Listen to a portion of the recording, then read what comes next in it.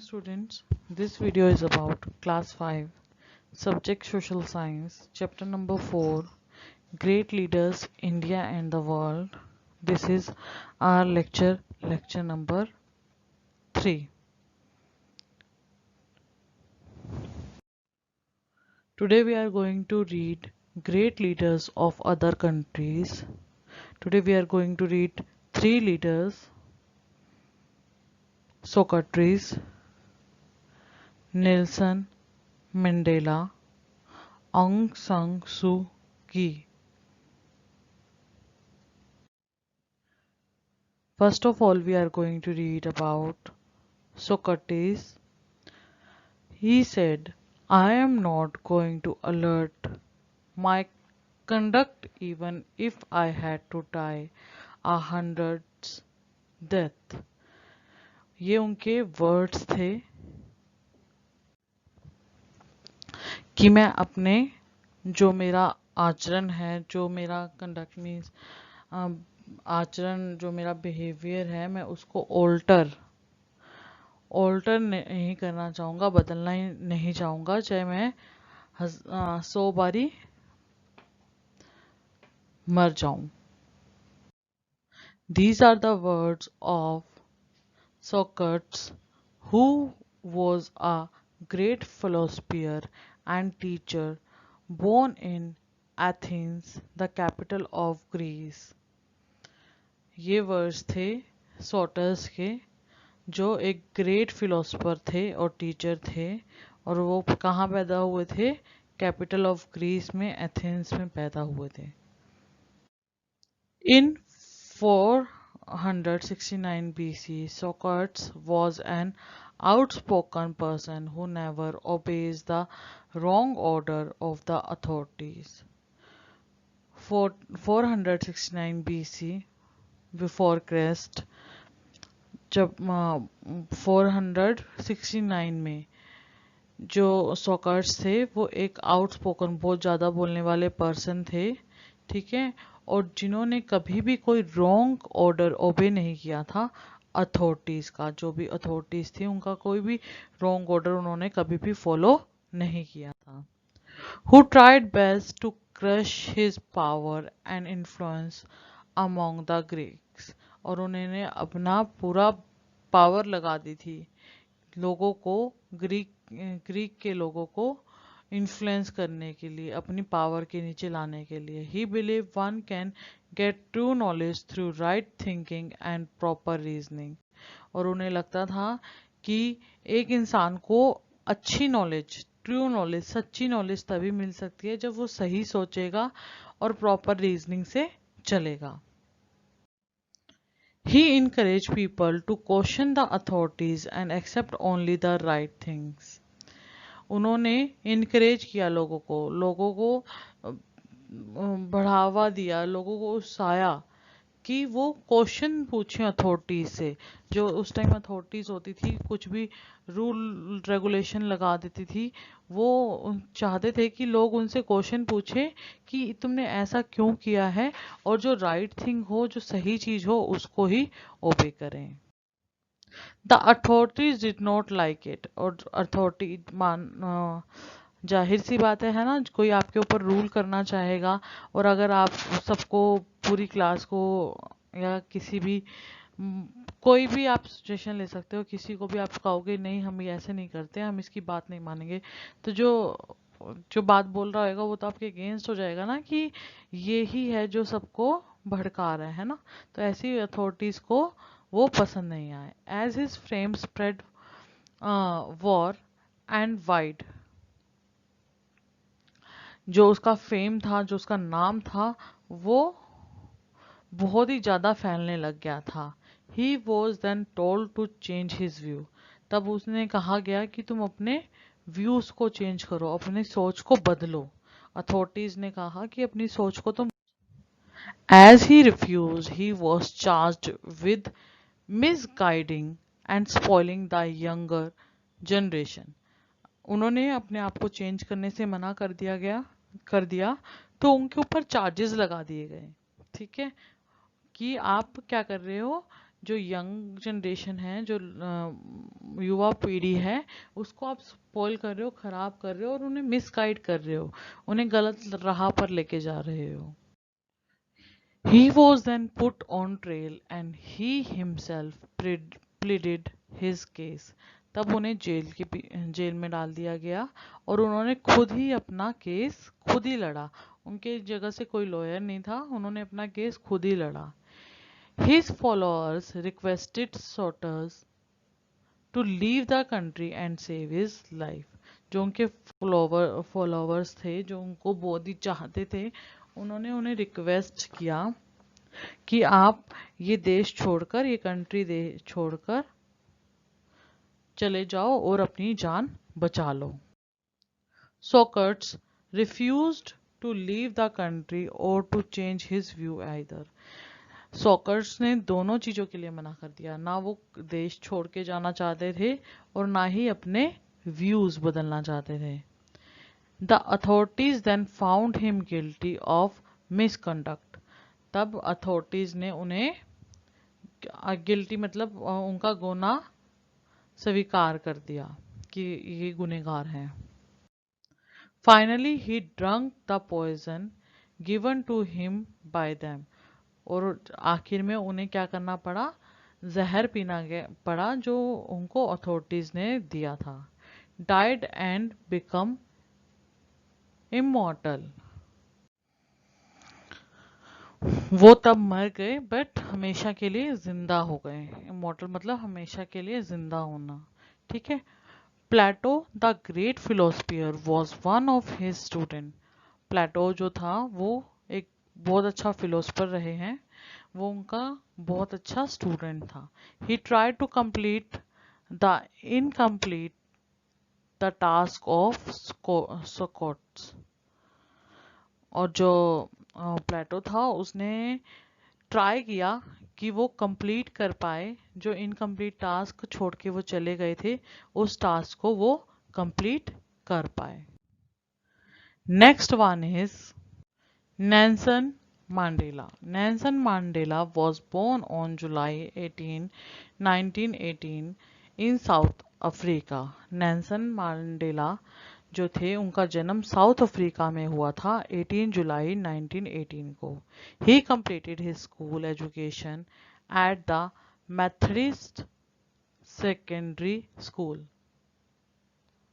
उन्होंने अपनी education complete की थी मेथडिस्ट सेकेंडरी स्कूल में। There were a majority of black in South Africa.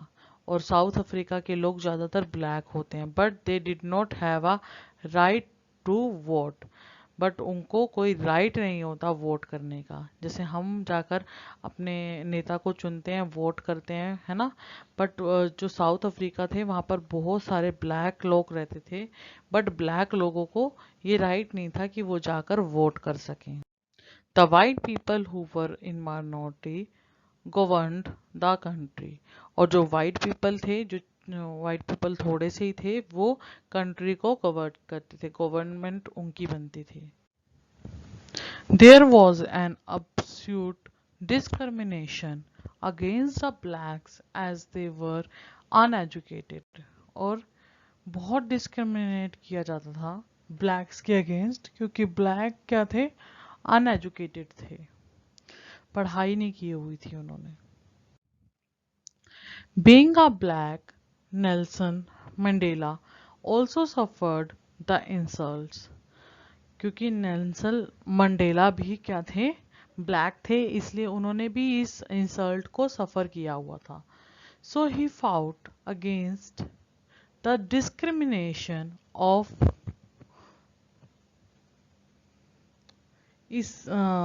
इसलिए उन्होंने क्या किया, फाइट किया इस डिस्क्रिमिनेट के अगेंस्ट। Called रेसिकल discrimination. और इसको क्या बोला जाता था, रेसिकल डिस्क्रिमिनेशन बोला जाता था। Nelson Mandela founded the African national Congress.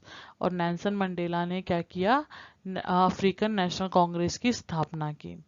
The aim of the African National Congress was to liberate South African from Russian discrimination and many protests and meetings were organized. जो ANC का जो मेन एम था वो ये था कि south Africa जो था उससे उसे क्या रेशल जो डिस्क्रिमिनेशन जो कलर के कलर की वजह से गोरे और ब्लैक कलर की वजह से डिस्क्रिमिनेशन होता है उससे आज़ाद किया जाए। इसके लिए बहुत सारे प्रोटेस्ट हुए, मीटिंग्स हुई। Mandela was put in prison in 1964 where he spend 26 year. Mandela जो नेल्सन मंडेला थे उन्हें जेल में डाला गया 1964 में, जहां पर उन्होंने 26 ईयर्स स्पेंड किए। जेल में ही वो 26 ईयर्स के लिए रहे। The ANC was then banned, but the followers of Nelson Mandela continued their aggregations. जो ANC थी, अफ्रीकन नेशनल कांग्रेस थी, वो बैंड हो गई, बंद कर दी गई, बट जो फॉलोअर्स थे नेल्सन मंडेला के उन्होंने अपना काम जारी रखा। इन 1992 a referendum was conducted to find out the people's verdict on racial discrimination. People voted against racial discrimination.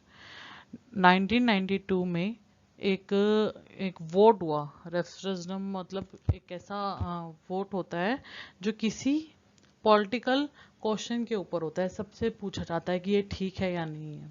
ठीक है, ऐसे वोट हुआ, बट लोगों ने जो वर्डिक्ट मतलब निर्णय निकल के आया वो सारे लोग इसके अगेंस्ट थे। किसके अगेंस्ट थे? ये जो डिस्क्रिमिनेशन हो रहा था स्किन के अकॉर्डिंग, इसके अगेंस्ट थे सब लोग। At the time FW Klerk was the president of South Africa.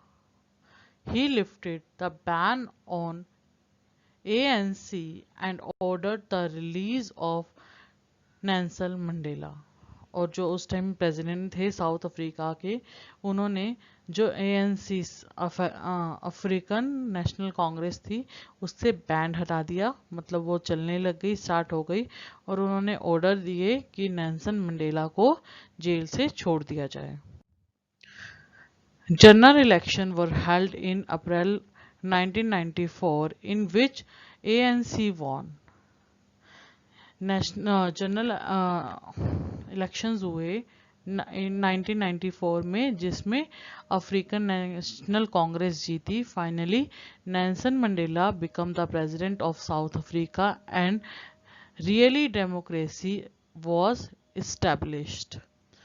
और फिर जब ANC वॉन हुआ, जीता वहाँ पर 1994 में, तब नेल्सन मंडेला प्रेसिडेंट बने साउथ अफ्रीका के, और वहाँ पर जो ये डिस्क्रिमिनेशन था पूरी तरीके से हट गया।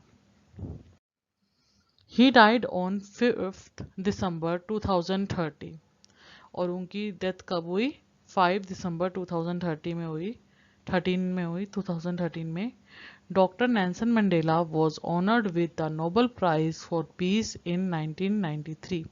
और जो डॉक्टर नेल्सन मंडेला थे उनको एक नोबेल प्राइज भी मिला था। किस चीज़ के लिए? पीस के लिए, शांति के लिए। ठीक है, 1993 में। He received the Bharat Ratna in 1990, और उन्हें भारत रत्ना का भी अवार्ड मिला था 1919 में। His autobiography is the long walk to freedom. उनकी ऑटोबायोग्राफी क्या होती है? अपने ऊपर लिखी आत्मकथा। उसका नाम क्या था? The long walk to freedom उसका नाम है। ठीक है, उनकी वो ऑटोबायोग्राफी है, उनकी खुद की आत्मकथा है। Now we are going to read one more great leader of other countries, Aung San सू की। Aung San Suu Kyi is the leader of National League for Democracy of Myanmar. She was born in Rangoon, the capital of Myanmar, on 19 June 1945. उनका जन्म Myanmar की capital में हुआ था। ठीक है, कब हुआ था? 19 जून 1945 में हुआ था, रंग रंग रंगून में। ठीक है, और वो लीडर थी नेशनल लेग्यू ऑफ डेमोक्रेसी। डेमोक्रेसी की लीडर थी वो, नेशनल लेग्यू फॉर डेमोक्रेसी की। She had been fighting for a long time to establish democracy in Myanmar। और उन्होंने बहुत ही लंबे समय तक जो डेमोक्रेसी थी उसके लिए फाइट किया था। At last the military government has decided to hold the general election in Myanmar in 1990। इसलिए जो मिलिट्री गवर्नमेंट थी उनको ये डिसीजन लेना पड़ा कि जनरल जो इलेक्शन है म्यांमार में वो करवाए जाएं, और वो करवाए गए थे 1990 में।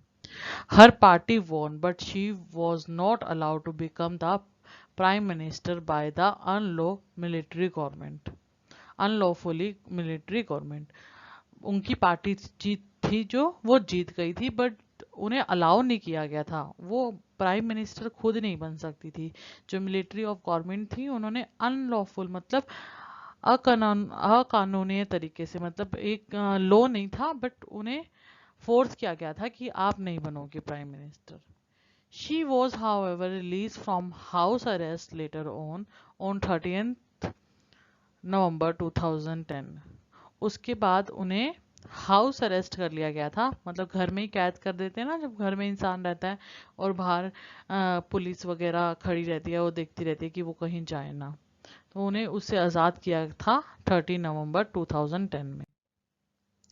For her peaceful struggle against the military government in Myanmar, she was awarded the Jawaharlal Nehru Award for International Understanding by the Indian government।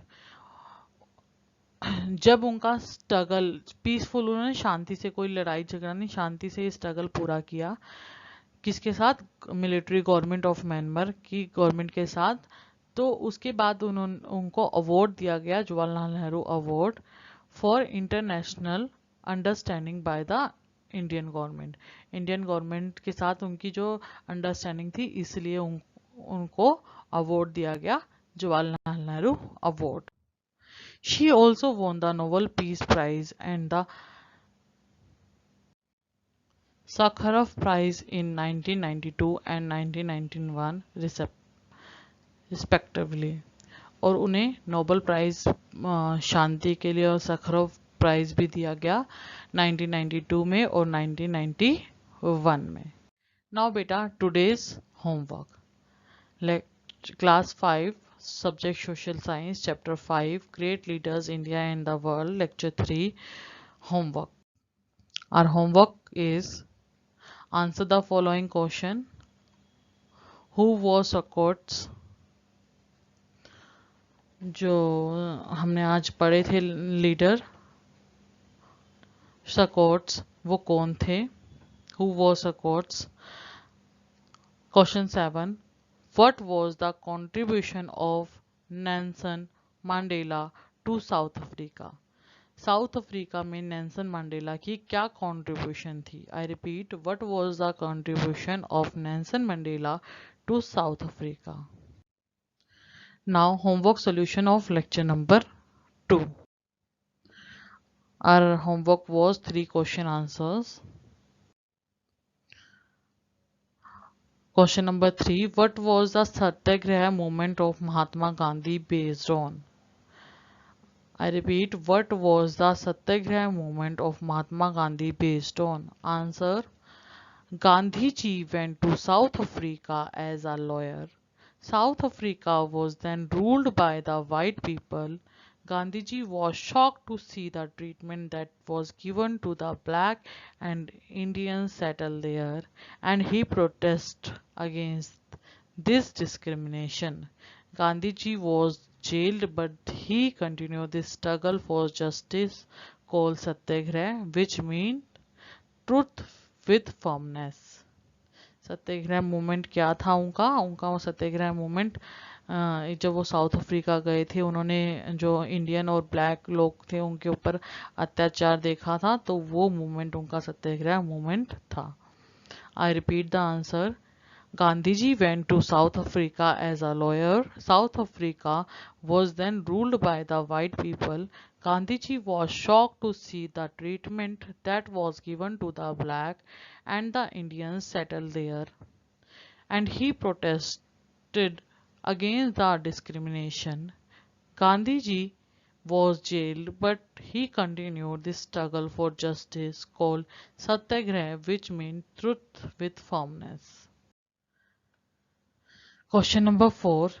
Which Indian leader is known as the architect of modern India? What was his contribution in the freedom struggle? Jawaharlal Nehru is known as the architect of modern India. Jawaharlal Nehru played a leading role in the development of the internationalist outlook of the Indian independence struggle. जो India का internationally जो outlook था, बाहर के देशों के साथ उनका इतना अच्छा लिंक नहीं था, उसमें बहुत सपोर्ट की जवाहरलाल नेहरू ने, इसलिए उनको क्या नाम से बुलाया गया?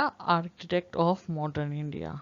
आई repeat the answer. Jawaharlal Nehru is known as the architect of modern India. Jawaharlal Nehru played a leading role in the development of the internationalist outlook of India independence struggle.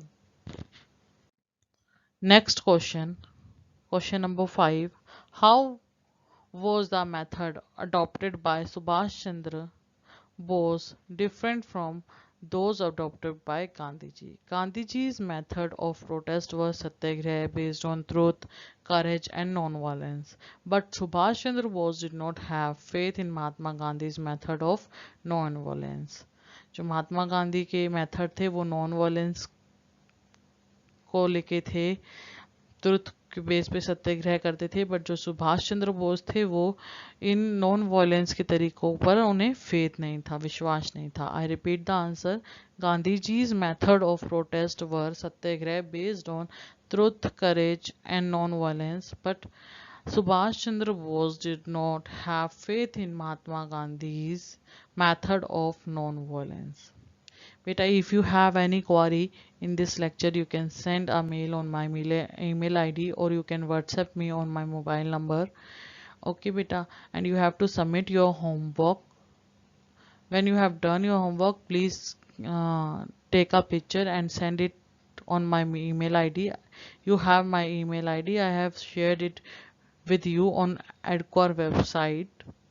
Okay, please don't forget to write your name, class, roll number and subject while sending homework. Thank you beta. Have a nice day. Be safe, be happy. Bye bye.